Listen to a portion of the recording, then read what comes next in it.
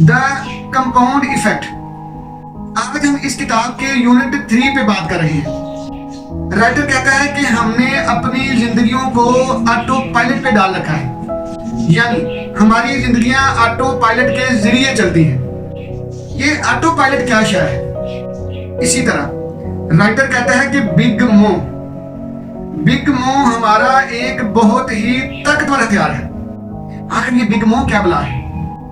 और will power, Darren Hardy साहब कहते हैं कि will power is a limited thing, यानी विल पावर एक महदूद शय है, इसलिए विल पावर के ऊपर कंप्लीटली रिलाय मत करें। तो फिर डैरेन हार्डी साहब कहते हैं कि क्रिएट योर सिस्टम, अपना सिस्टम क्रिएट करें। आखिरी बात, डैरेन हार्डी साहब कहते हैं कि रिवार्ड योर सेल्फ, अपने आप को रिवार्ड दें। यानी अगर आप देर पा कामयाबी चाहते हैं या आप मुसलसल कामयाबियां चाहते हैं, तो फिर आपको अपनी छोटी छोटी कामयाबियों को सेलिब्रेट करना होगा।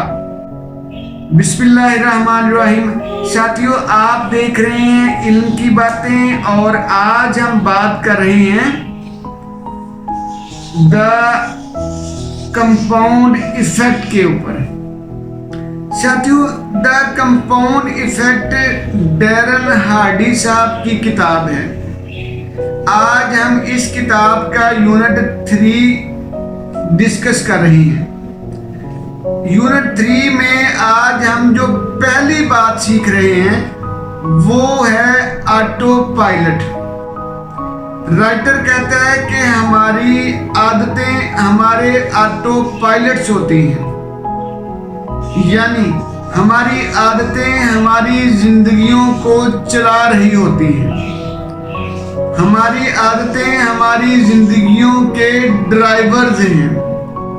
हम अपनी आदतों के गुलाम होते हैं, हम अपनी आदतों के जरिए चल रहे होते हैं।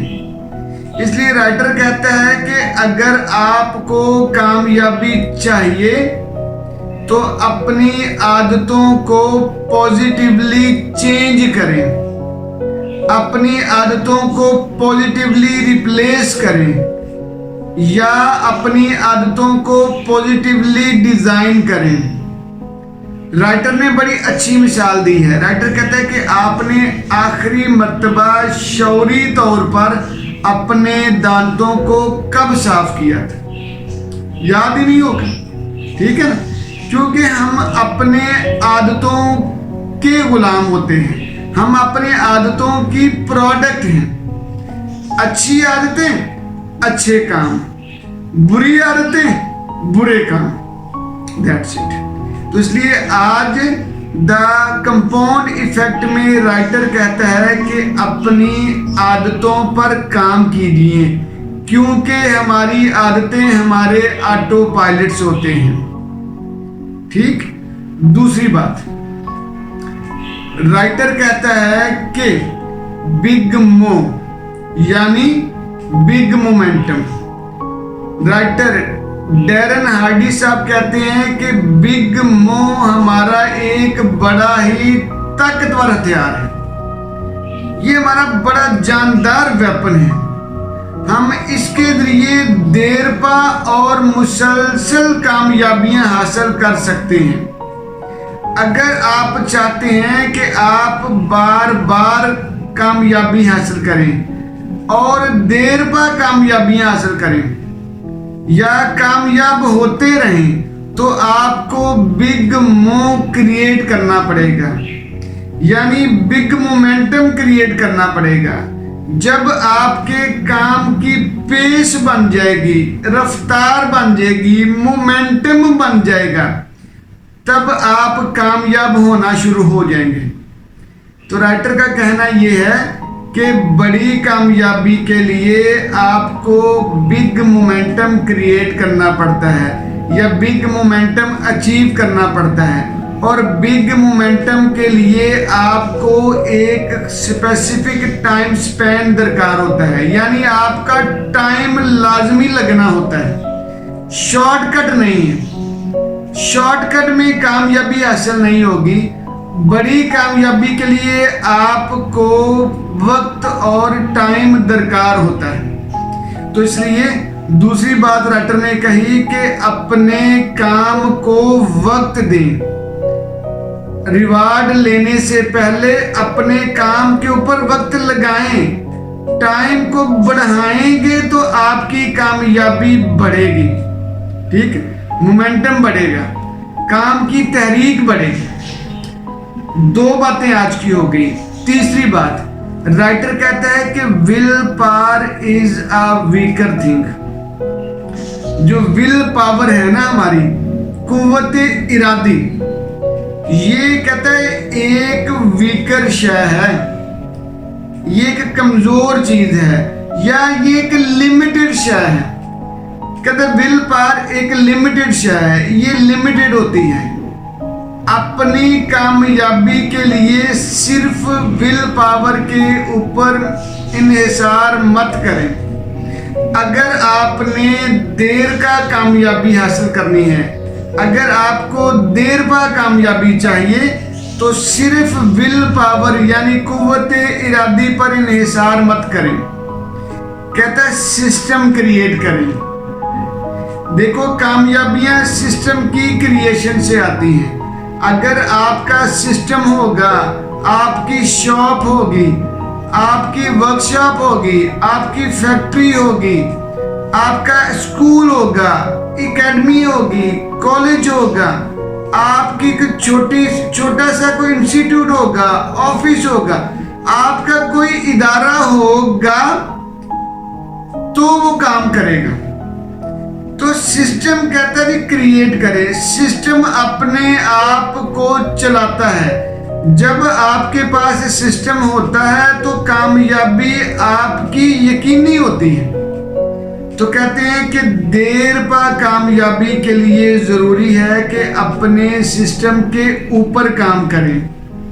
देखो साथियों, ये मैं ही कहा करता हूं, जो लोग काम सिस्टम के ऊपर काम नहीं करते ना, फिर वो सिस्टम के नीचे काम करते हैं। यानी जो फैक्ट्रियों के ऊपर काम नहीं करते, फिर वो फैक्ट्रियों के नीचे यानी फैक्ट्रियों के अंदर काम करते हैं। जो लोग अपने ऑफिसेज के ऊपर काम नहीं करते, फिर उनको ऑफिसेज के अंदर काम करना पड़ता है। ठीक, यानी जो मालिकों की तरह नहीं सोचते, फिर उनको नौकरों की तरह काम करना पड़ता है। तो ये सबसे अहम बात है कि अपने सिस्टम को क्रिएट करें। द कंपाउंड इफेक्ट में डैरन हार्डी साहब कहते हैं कि अगर कंपाउंड इफेक्ट यानी रिपल इफेक्ट का फायदा लेना है और बड़ा फायदा लेना है, तो फिर अपने सिस्टम को क्रिएट करें, अपने सिस्टम के ऊपर काम करें। आज की आखिरी बात, राइटर कहता है कि रिवार्ड योरसेल्फ। अपने आप को रिवार्ड करें।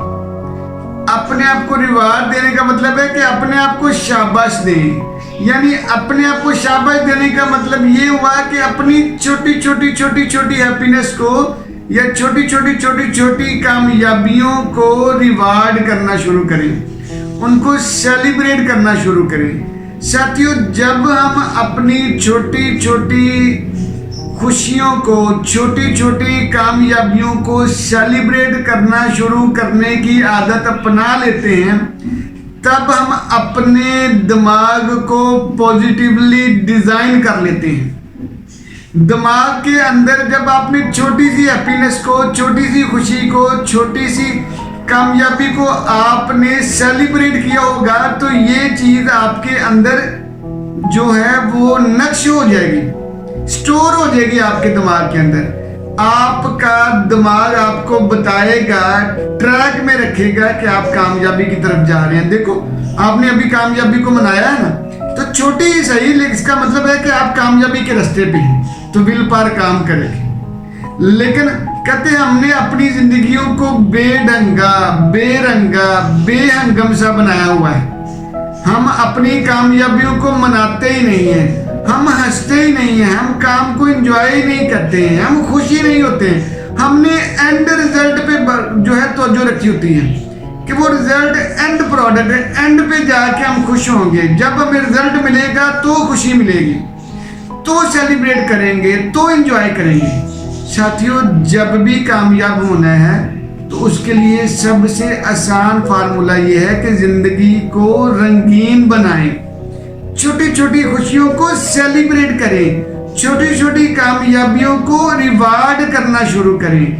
फिर देखें कि आपकी ये छोटी छोटी कामयाबियों का रिवार्ड है बड़ी बड़ी कामयाबियों को कैसे अट्रैक्ट करता है। जी साथियों, ये थी आज की हमारी द कंपाउंड इफेक्ट की बातें। जी जज़ाकल्लाह जी।